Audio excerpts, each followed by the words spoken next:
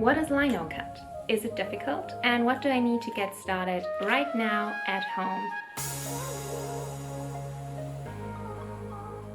These and more are the questions we are going to cover today in the second installment of Find Your Art Medium. At the end of this video, you should be able to decide for yourself if you think Lino Cut is a good art medium for you. You should also be able to make your first print at home, because I will walk you through my process of making a Lino Cut greeting card. But first things first, we will talk about what Lino Cut is and what materials you need for it. Then we will take a look at who might like Lino Cut and what the advantages of this art medium are. We also cover who might dislike Lino Cut and who would do better with another art medium. Last but not least, I will show you the process of making a Lino Cut greeting card. Let's go! First, we talk about the basics and answer the question, what is Lino Cut? Lino Cut is a printmaking technique. You carve a motif in a slice of linoleum. The remaining relief is covered with paint and transferred onto a surface, mostly paper, sometimes fabric or others. Only the uncut parts, also called relief, will be printed and will be mirrored. You can achieve different effects with simply one print and one color. For example, you can cut out the motif and therefore create white lines where your motif is. You can cut out everything but the motif and will achieve the opposite, negative outcome. You can also mix the line sizes and have a combined effect of these two variants. Lino Cut is a further development of woodcut, which is a very old relief printmaking technique. Oftentimes they are confused, so let's talk about the difference between the two techniques real quick. The main difference is the material. In woodcut, you carve on a refined piece of wood. In Lino Cut, you cut a sheet of linoleum. Even though the wood is prepared, it will leave parts of the wood structure on your print. Linoleum has a very flat and clean surface, and if cut correctly, it will create clean lines. Other than that, the process of working with them is pretty much the same. Let's also quickly check the difference between real lino sheets and other foam and printmaking plates. Lino is very sturdy and therefore long-lasting. The sheet can be washed, rubbed dry and printed many times over without wearing off. Foam materials break easier. If placed on an object, it can leave marks and dents and therefore alter and damage your cut. But because of the softer surface, your cutting tools will last longer. Lino is harder to cut and therefore more straining on your tools. Some people like the foam better and find it easier because they need less pressure to cut. Others find it too soft and break edges that they would have preferred to be sharp. In general, you can say that you can work more precisely with lino because you only cut what you want to cut. Lino is often a bit cheaper than the foam boards. Both have its pros and cons, and if possible, I recommend trying one of each, so you can see which one you like better. Another thing we should talk about in the basics of Lino Cut is what materials do you need?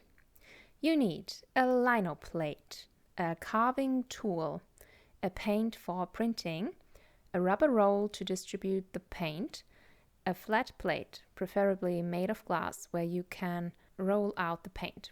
A paper or surface to print on. It could also be helpful to have some transfer paper on hand to transfer your motif. Now that we know what Lino Cut is and what supplies you need for it, let's talk about what is great about Lino Cut. And what I like most has actually to do with the supplies you need for Lino Cut. You will start with a cheap set or a store brand, a little knife holder and some knives. And you basically don't need to upgrade it ever. Not until you have reached an expert level of Lino Cut mastery. Only if you want to do Lino Cut full-time, do exhibitions of your lino prints and print in a mass quantity, only then would I recommend upgrading your equipment. You otherwise will not see or experience the difference of pricey equipment. I love that so much about this medium, and it is quite the opposite to most art mediums. You don't have to invest in anything but the starting materials. Printmaking thrives off of your creativity and is indifferent to the price of the producing tools. You can of course always upgrade your favorite knife size or upgrade to a better paper, but it is not necessary and will not affect the outcome of your art the way it does with other art mediums. Isn't that nice to hear for a change? I love it. But there are more good things to know about Linocut. If you are an artist who dislikes their paintings until the very last minute before it magically turns nice, this could be a good medium for you. The cutting process is work intensive and you only see the result at the very end. Because you definitely know you aren't finished yet, it doesn't leave you much time to overthink or judge your unfinished motif. Another pro is that you can achieve a distinctive style easily.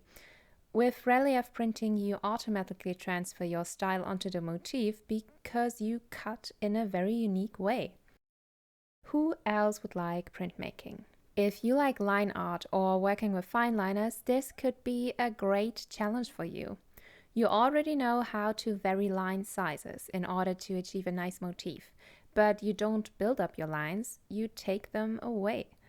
This could lead to interesting results and could be a good mix of the unknown and expertise, which you already bring to the medium. It could also be good if you have a small business or send out lots of cards to friends and family on a regular basis and need to be able to print in a large scale. Once you created a lino cut and put in the work, you can print it again and again and again. It brings great scaling possibilities. It is also a good medium to integrate into mixed media. Though traditionally you only print and are then finished, you can do whatever you want. No one can tell you any different. You go and have fun with the lino cut possibilities. Now that we talked about who might like lino cut, let's talk about the downsides and people who might dislike it. Even though the equipment is relatively affordable, you still need a lot of it. Especially the lino sheets are only usable once for one motif. If you mess it up or already placed something on there, you will need a new one. Therefore, I believe it isn't a standalone art medium. Instead, it can be used and seen as an addition to other mediums to bring variety and the ability to produce art in a large quantity. Lots of equipment also takes up lots of space. Also, the printing itself and letting the prints dry will need space. For a comfortable experience with printmaking and lino cut, I recommend a dining table that can be spared for an evening and a space for a medium-sized box with supplies. If you are a person that makes rash decisions in art and is driven by intuition, you might want to take an extra moment to consider lino cut.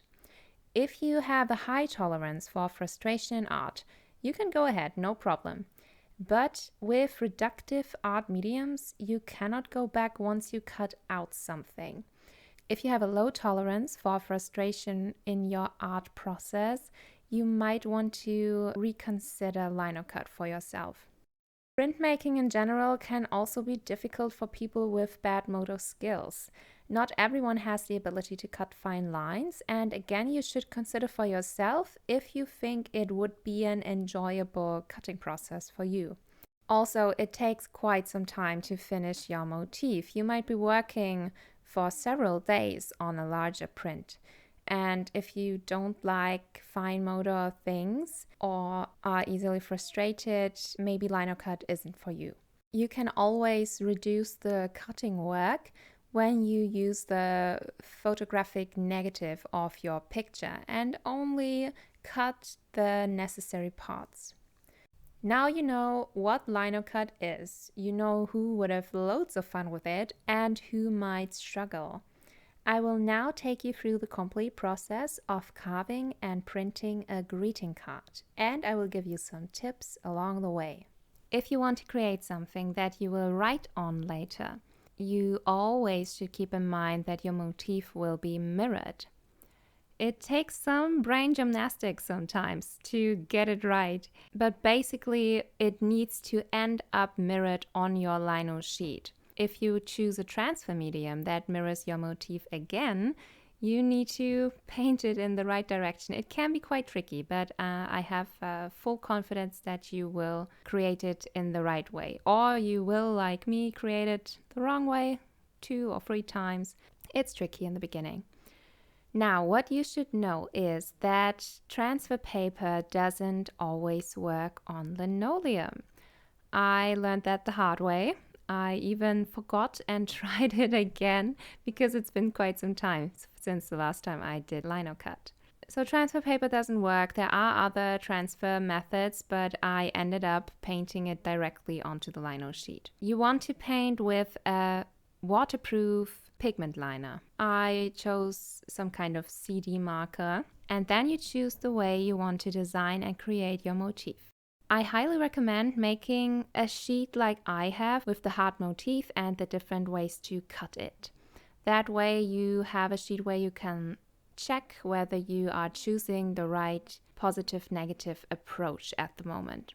I then continue to paint everything that is supposed to stay with my permanent marker. I also create thicker lines where I want to let the lino stay untouched and create a relief. And here is a tip for your motif.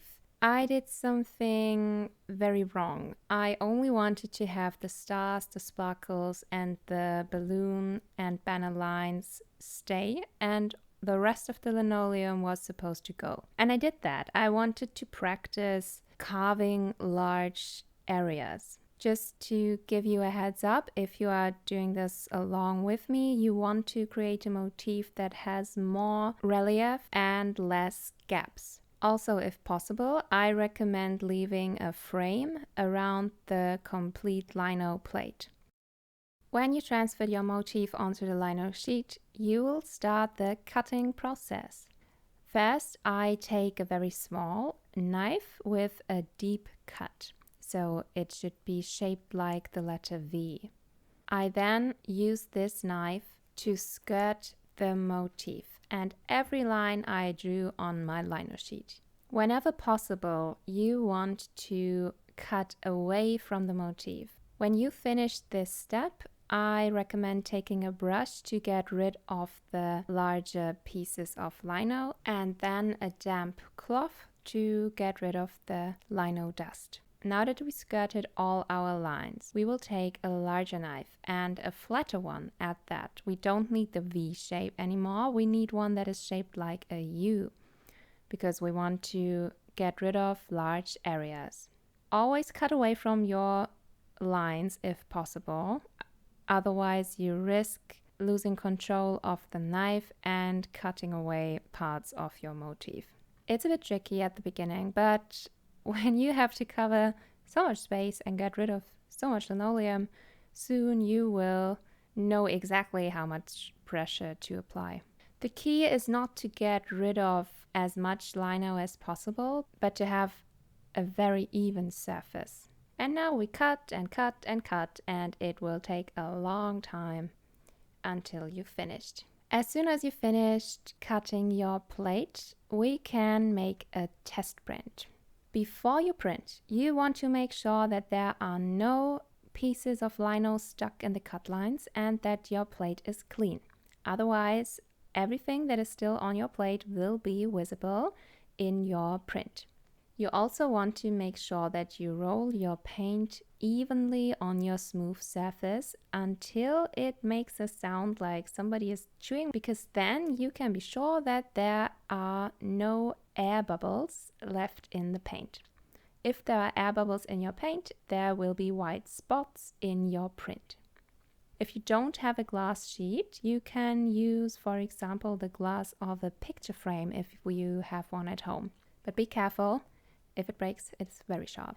And now you can see why it was not a good idea to cut away so much lino. I don't have enough surfaces to make sure my rubber roll stays flat and parallel to the lino sheet. If you left more space, there should be no problem at all, and it would be, for example, no problem at all had I done the reverse effect and only cut out what you can now still see. There would be a lot of black paint, but it would have been faster and easier. You want to place your paper once. Don't take it back off. Immediately press down, either with this tool which came in my starter pack or you can also use a large wooden spoon, which you normally use for cooking.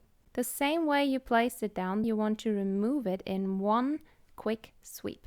Otherwise, you risk smudging your motif. When you look at your test print, you will immediately see which areas will need some touch-ups. And I will now create 3 more prints and show you what to do with the border you had to leave. You can take some washi tape it off, distribute the paint as usual, and then get rid of the washi tape before you make the print.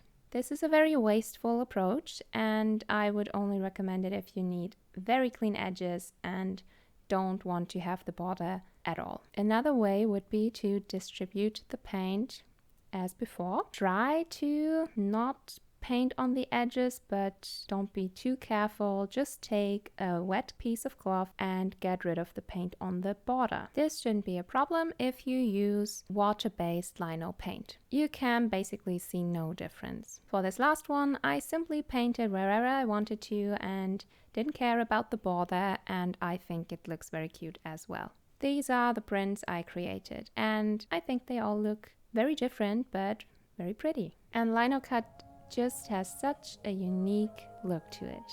In this greeting card you could write, "It's a boy," or you could write, "Happy birthday," or maybe, "Great exam, buddy."